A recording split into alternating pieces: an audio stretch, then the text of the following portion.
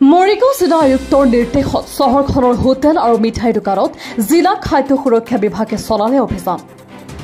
অভিযানত শীতল পানীয় বিভিন্ন ধৰণৰ মিঠাই, কেক, বিস্কুট ইত্যাদি পৰীক্ষণ কৰাৰ লগতে খোৱাৰ উপযোগিতাৰ গুণগত পৰীক্ষাৰ বাবে বিভিন্ন নমুনা সংগ্ৰহ।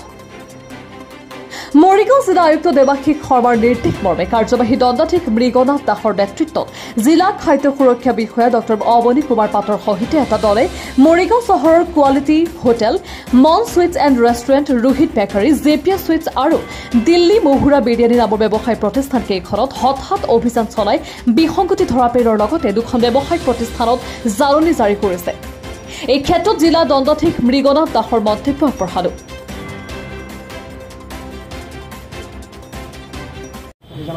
আমি আসলে জিলা আয়ুক্ত আদেশ মৰ্মে আমাক অৰ্ডাৰ কৰি দিছে মেজিষ্ট্ৰেট এজনৰ লগত ফুড ছেফটি অফিচাৰ আমাৰ পাটৰ ডাঙৰীয়া। আমাৰ মৰিগাঁও জিলাত যিমানকেইখন খোৱা জেগা লগত ডিপাৰ্টমেণ্টেল ষ্ট'ৰ বা এনেকুৱা চব্জি মণ্ডি যিমান সেইখিনি আমাক ৰেণ্ডমলি ভিজিট কৰিব দিছে। সেইটো আজি আমি প্ৰথম আৰম্ভ কৰিলোঁ ড্ৰাইভটো। আজি আমি 4খন দোকান কভাৰ কৰিলোঁ মৰিগাঁও টাউন অঞ্চলত।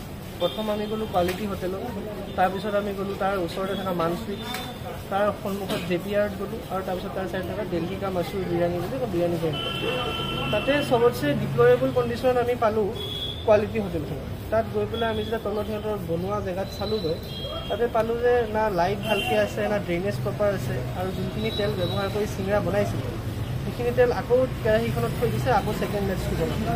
এতিয়া আমি আদেশ দি আমাৰ চকুৰ আগত সিহঁতি তেলখিনি পেলালে। তাৰপিছত আমি ওপৰত আহি পেলাই সিহঁতৰ ইয়াতে কাউণ্টাৰত থকা বস্তুবোৰ চালোঁ।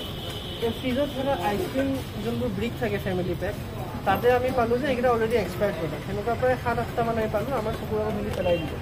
তো সেইটো এগেইনষ্ট আমি এতিয়া নটিচ দিছোঁ সিহঁতক, ইম্প্ৰুভমেণ্ট নটিচ বুলি কয়। 14 দিনৰ সময় দিয়া হৈছে। এইখনৰ আপোনালোকে যদি দেখাব পাৰিব, এখন কোৱালিটিক দিয়া হৈছে। এনেকৈ দুখন আমি মান ফিক্সকো দিছোঁ এখন।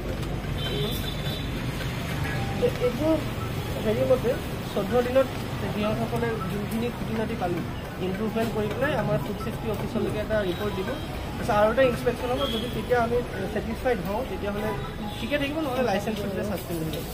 মালিকেও ইয়াত কৈছে যে আমি যোনখিনি কৰিব লাগে কৰিম সেইখিনি। বাকী আৰু এইটো কৰিবলগীয়া দৰকাৰী এইটোৱে আছিলে, কাৰণ যিহেতু আমাৰ গ্ৰাহকবোৰে ইয়াতে আহি খায়, এখন বহুত চেলিং জেগা, সেই গ্ৰাহকবোৰো জানা উচিত যে তেখেতসকলে কিহত খাই আছে, আৰু স্বাস্থ্যটো এটা বহুত ডাঙৰ সম্পদ মানুহ। গতিকে সেই ভাবি আমাৰ জিলা এমপিয়ে আমাক এইটো অৰ্ডাৰ দি পেলাই আমাক পঠিয়ালে। মন সুইটছত আমি দেখিলোঁ তাতো যদি কোৱালিটিতকৈ বহুতখিনি ভাল, কিন্তু তাতো কিছুমান তাতে ক্ৰাইটেৰিয়া আছে য'ত আমি সিহঁতক হেৰি কৰি আছোঁ যে একচুৱেলি সিহঁতি আনলেভেল ফুড প্ৰডাক্ট, য'ত একো MRP নাই, ৱেইট নাই, সেনেকৈ বেছি আছে, যোনটো ফুড ছেফটি এক্টৰ মতে নোৱাৰে। এইটো আমি অলৰেডি সিহঁতক অৱগত কৰিছোঁ। মৰিগাঁৱৰ পৰা ৰাহুল ডেকাৰ ৰিপৰ্ট, নিয়মীয়া খবৰ।